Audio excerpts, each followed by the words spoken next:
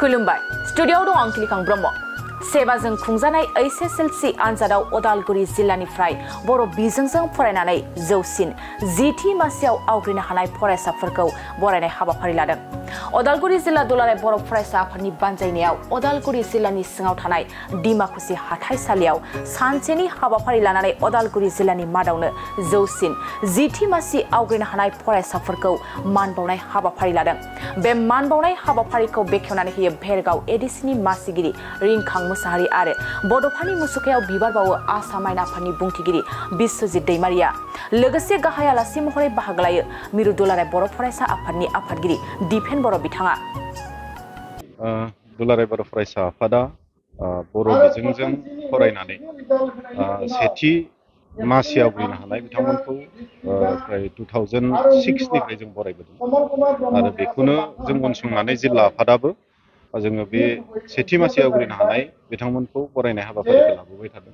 दा बै समाव जोंहा सेथि मासि आवग्रिनो हानाय बेक्तिफ्रा खुबै खममोन, खिन्थु दिनैनि तारिखाव जोंहा जिहेतु माने सेथि मासि आवग्रिनो हानाय फरायसाफोरनि बिबाङा बांलांबाय। दा बे हिसाबै जोङो टप 10 10थि मासि जाया बयनिख्रुइ बांसिन मार्क मोननो हाबाय, बेनि मादाव 10थि मासि आवग्रिनो हानायफोरखौ जों बरायनाय हाबाफारि जों लाबोबाय थादों। थिग बे लेखायैनो देग्लाय 2024 मायथाइनि जिथु एसएसएलसी आनजाद बेवहाय माने 10थि मासि आवग्रिनो हानाय फरायसाफोरखौ जों बरायनाय जादों आरो बे हाबाफारिखौ जों लानो मोननानै खोब गोजोननाय मोनदों आरो बिनि गेजेरजों निस्सय जोंनि माने इयुन जोलैफ्रा एसेबाबो माने इन्सपिरेसन मोनसे फैदों आरो बिनि गेजेरजोंनो जोंनि मेट्रिक आनजादाव जिखिनि पारफरमेन्स बियो साबसिननिफ्राय साबसिन जादों, मोनसे क्वालिटि सोलोंथाइ होनो हानाय जादों, सोलोंथाइ होनो हानाय जादों। दा बे लेखायैनो देग्लाय जोंहा टप 10आव माने 10सा फरायसाफोरखौ जों बरायबाय। बेनिनो माने 87.83 बेनो हाइस्ट जोंहा मार्क देग्लाय जादों। खोब माने थांनाय बोसोराव जोंहा एसे माने बारा जाबावदोंमोन, खिन्थु देग्लाय एसे डाउन जादों। दा बेनिनो कबिरालि दखरानिफ्राय बेरखां बसुमतारी बिथाङा कबिरालि इउएन एकाडेमियाव फरायदों, बिथाङा 87.83% मोननो हादों। बिनिनो बाखि फरायसाफोर थाबावबाय। लवेस्ट पार्सेन्टेज जोंहा 80% बेसिमहालागै जोङो बरायनो मोननाय जादों देग्लाय बोसोराव। दा दुखुनांथावै जोङो बुंनांगोन देग्लाय बोसोराव जोङो सेन्ट्रेल कमिटिजों जे बरायजानाय जे कमल कुमार बान्था बेसिमबो जों मोनहैनो हायासै उदालगुरि जिल्लाया। आरो बेराफारसेथिं माने उदालगुरि जिल्ला हिसाबै आसामनि मादाव जि मोनसे तालिका फरायनायनि बेवहाय बयनिख्रुइ माने लवेस्ट मोनसे पार्सेन्टेज लानानै जोङो देग्लायनि मेट्रिक रिजाल्टआव जाबाय। बेखौ लानानै जों खोब माने नायदों, एसे एनालाइसिस खालामदों बहा माबायदि थालांदों। दा बेफोरखौ जों एसे नायदों आरो फैबाय थानाय समाव बिनि माने जेराव सर्टेज दङ बेफोर गासै सर्टेजफोरखौ जेरै हायो जों फिल आप खालामनानै हाबाफारि लानो जों आवगायदों। आरो बेराफारसेथिं जों नैबे बाथ्राखौबो एसे बुंनांगोन जे जोङो लवेस्ट मोनसे पार्सेन्टेज लानानै उथ्रिसारदों आसामनि मादाव। बे नङा जे बर' बिजोङा बिराद माने जों गाहायाव गोग्लैदों होननानै जों बुंनो हाया, खारन थांनाय बोसोरनिफ्रायबो देग्लाय एसेबाबो पास पार्सेन्टेजआ जोंहा उदालगुरि जिल्ला हिसाबै बांदों। बर' मिडियाम हिसाबै 66.74% देग्लाय जोङो मोननो हादों। जोंहा गासै माने मेट्रिक आनजादखौ होदोंमोन 2724, बेनिनो फार्स्ट डिभिजनाव 341 आरो सेकेन्ड डिभिजनाव 955, थार्ड डिभिजनाव 222 बेखिनिया उथ्रिसारनो हादों। दा नोंथांमोननि मिडियानि गेजेरजों आरो दिनैनि बे बरायनाय हाबाफारिनि गेजेरजों सेथि मासि आवग्रिनो हानाय आरो लोगोसे नैथि थामथि मासि आवग्रिनानै मेट्रिकखौ उथ्रिसार जानो हानाय फरायसा साफ्रोमनिसिमबो आं कंग्रेचुलेसन जासिगोन। फैबाय थानाय समाव जाहाथे बिथांमोननि फरायनाय जिथु केरियार बेयो साबसिननिफ्राय हामसिन जायो। सोरबाया सेकेन्ड डिभिजन थार्ड डिभिजन मोनदों होननानै जाहाथे हताश जाया, बेखौ लानानै मोनसे गाव माने थुलुंगाखांनाय मोनसे लानानै बोलो आरो पुनर होफिननानै जाहाथे मोजाङै फरायलाङो बेखौ खावलायगोन। आरो लोगोसे जों उदालगुरि जिल्ला हिसाबै देग्लाय जोङो बरायनो मोनबावदों सानै बेक्ति। सासेया माने एसे देहा लानानै नोरजिया, माने बिथाङा थाबायनोबो हाया,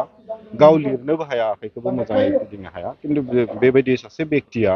देग्लाय बोसोराव नों मेट्रिक आनजादाव 63.50% लानानै उथ्रिसारदों बियो जोंनि थाखाय मोनसे थुलुंगानि फुंखा होननानै बुंनांगोन बिथां फंबाय नुबायथा दैमारि अदला खासिबारिनि बिथाङा माने वील चेयाराव थानानै माने फरायदों आरो बेबायदि 63.50% बेबायदि मार्क लानानै पार्सेन्टेज लानानै मेट्रिकखौ उथ्रिसारनो हानाया बे जोंनि साफ्रोमबो जाया माने देहा लानानै गोगोम आथिं आखाइ थिग सोलियो बिथांमोननि थाखाय मोनसे शिक्षा होननानै माने थुलुंगानि मोनसे फुंखा होननानै आं बुंगोन आरो जायहा एसे माने बेबायदि बिथांबायदि एसे नोरजिया जानानै दङ गावनि देहाखौ लानानैनो माने बिथांमोना बेस्थ' जानानै थायो जे आं हाया माबाया दा बैथांमोन बायदि व्यक्तिनि थाखाय बे फंबाय नुबायथा दैमारिया सासे थुलुंगानि फुंखा he is differently abled actually जोङो पजिटिभलि बुंनो थाङोब्ला बियो डिफारेन्टलि एबल्ड आरो बियो प्रुभ खालामदों जे मानसिया माने नाजायोब्ला हास्थायोब्ला जोंखौ खुनु मोनसे बाधा